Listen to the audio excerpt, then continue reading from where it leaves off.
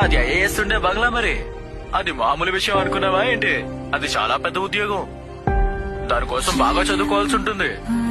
నేను అనుకున్నాను ఐఏఎస్ చదవాలంటే అసలు ఏం చదవాలి, ఎక్కడి నుంచి చదవాలి అని.